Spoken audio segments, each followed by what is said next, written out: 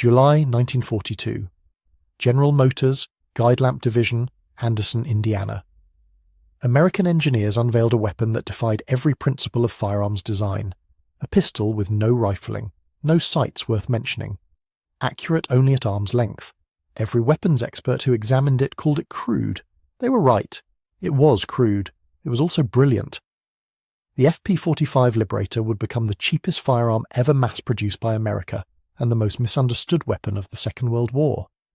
The problem started in occupied Europe. By mid-1942, Nazi Germany controlled everything from France to the Soviet border. Millions of civilians lived under occupation. Resistance movements operated in every conquered territory. They needed weapons. America couldn't ship rifles or machine guns in useful quantities. German coastal defences and U-boat patrols made large weapon shipments nearly impossible. Even if America could deliver weapons, resistance fighters had nowhere to hide bulky rifles or submachine guns. The Gestapo searched homes constantly. A resistance fighter caught with a Sten gun faced immediate execution. The Office of Strategic Services, OSS, needed a different solution. Not a conventional weapon.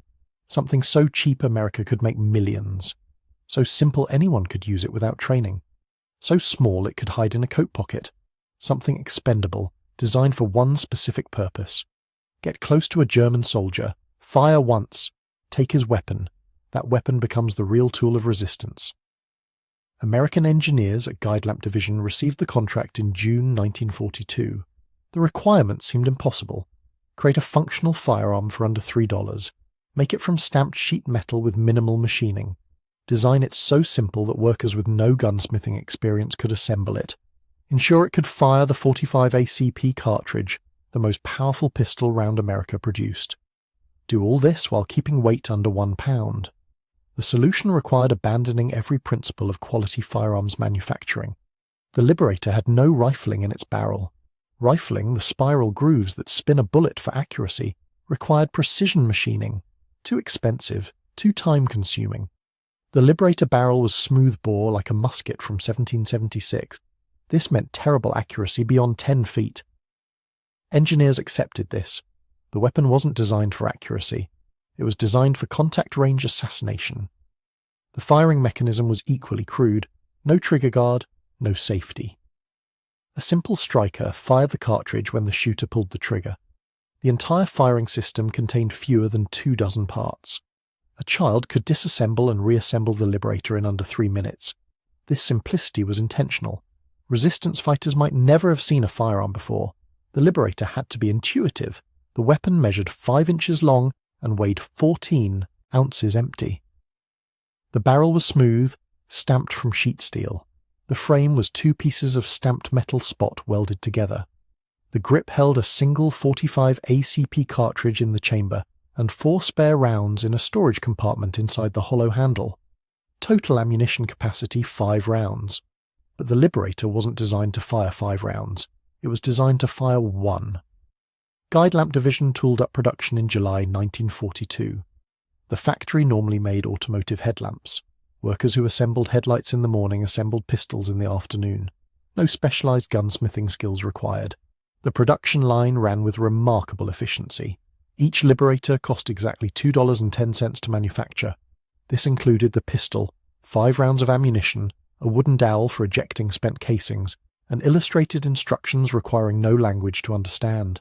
By August 1942, Guide Lamp Division was producing Liberators at a rate of over 300 units per hour.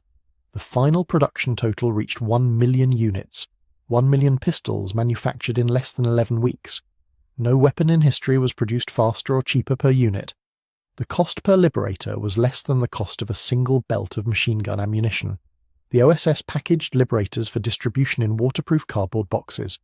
Each box contained 1 pistol, 5 cartridges, the wooden ejection rod, and a sheet of instructions illustrated with simple drawings.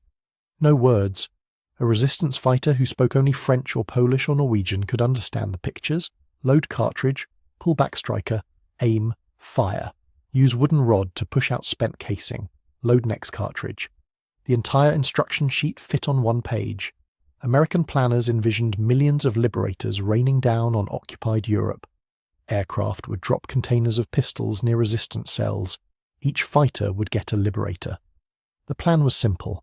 Wait for a lone German soldier, a sentry, a messenger, someone isolated, get within arm's length, fire one shot to the head or neck, take his Mauser rifle, his ammunition, his grenades. Now the resistance fighter had a real weapon. The Liberator was just the key to unlock better equipment. If you're enjoying this deep dive into American engineering, consider subscribing. It helps the channel and ensures you don't miss the next one. Reality diverged from planning. The OSS distributed some Liberators to resistance groups in France and the Philippines. Exact numbers remain classified, but evidence suggests fewer than 25,000 Liberators actually reached resistance fighters. The rest remained in American warehouses. Military planners grew cautious about mass distribution. Concerns about Liberators falling into German hands, worries about untrained civilians accidentally shooting themselves, questions about whether a weapon this crude could actually work in combat. The Liberators that did reach fighters saw mixed use. In the Philippines, Filipino guerrillas used them against Japanese occupation forces. Reports describe successful ambushes where a guerrilla with a Liberator killed a Japanese soldier at close range, then armed himself with the enemy's Arasaka rifle. These accounts validate the weapon's intended purpose. One shot, get a better gun, move on. French resistance fighters, the Maquis, received some Liberators in 1944. Documentation is sparse, but post-war interviews suggest the Maquis preferred other weapons when available. British Sten guns dropped by parachute were more useful. Captured German weapons were more reliable. The Liberator worked as designed, but resistance fighters wanted repeating weapons. A single-shot pistol with no accuracy was a last resort, not a first-choice tool.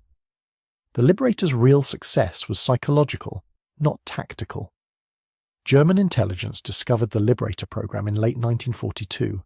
Nazi propaganda seized on the crude pistol as evidence of American desperation.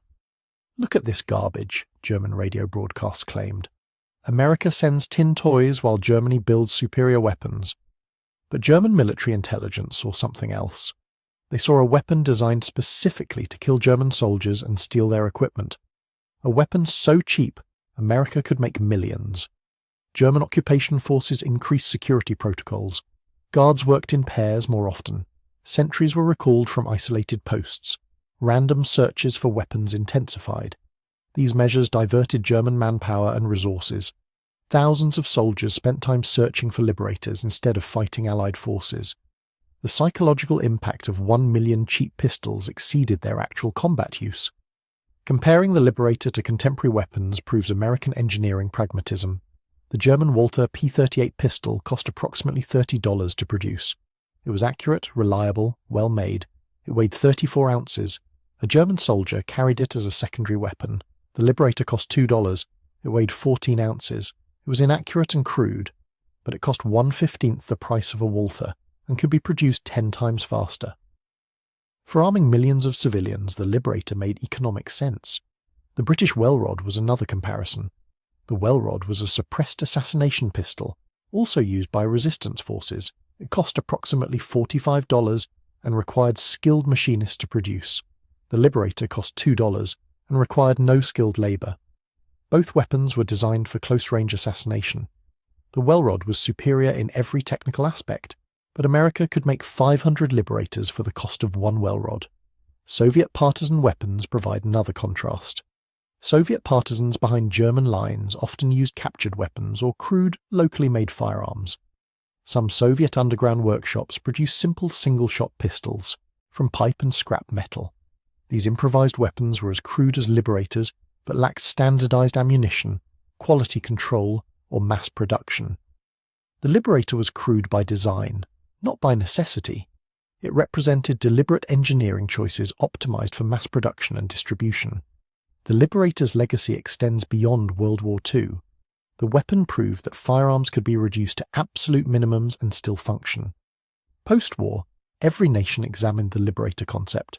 Could cheap, simple weapons arm insurgents or resistance forces? The answer was yes, but with caveats. The Liberator worked because America produced it in massive quantities at minimal cost. The weapon's crudeness was acceptable because it cost almost nothing. Later conflicts showed that resistance fighters preferred quality over quantity when they had the choice. Modern improvised firearms follow similar principles. 3D printed weapons, zip guns, and crude insurgent weapons echo the Liberator philosophy. Minimum complexity, maximum simplicity, single-shot capability. These weapons serve the same purpose the Liberator was designed for. Get close, fire once, acquire a better weapon. The technology changes, but the tactical concept remains valid. 1 million Liberators were produced. Perhaps 25,000 saw distribution. Combat use was limited, but the program succeeded in ways planners didn't anticipate. It diverted German resources. It proved American industrial capacity could produce weapons faster and cheaper than any enemy. It demonstrated that American engineers could design purpose-built tools for specific tactical problems, even when those tools violated conventional wisdom about firearms design. The Liberator wasn't designed to be a good pistol. It was designed to be a cheap pistol that worked once, reliably, at contact range. By that standard, it succeeded completely. The smooth bore barrel didn't matter at arm's length. The crude construction didn't matter if the weapon fired once and could be discarded. The lack of sights didn't matter when the shooter pressed the barrel against an enemy soldier's skull. American engineering often gets praised for sophistication. The P-51 Mustang, the proximity fuse, the atomic bomb, these were pinnacle achievements. But the Liberator represents a different kind of engineering excellence, the ability to strip a problem to its bare essentials and solve it with minimum resources. Resistance fighters needed weapons. America needed to deliver millions of weapons cheaply and quickly. The Liberator was the solution. Crude, ugly, barely accurate.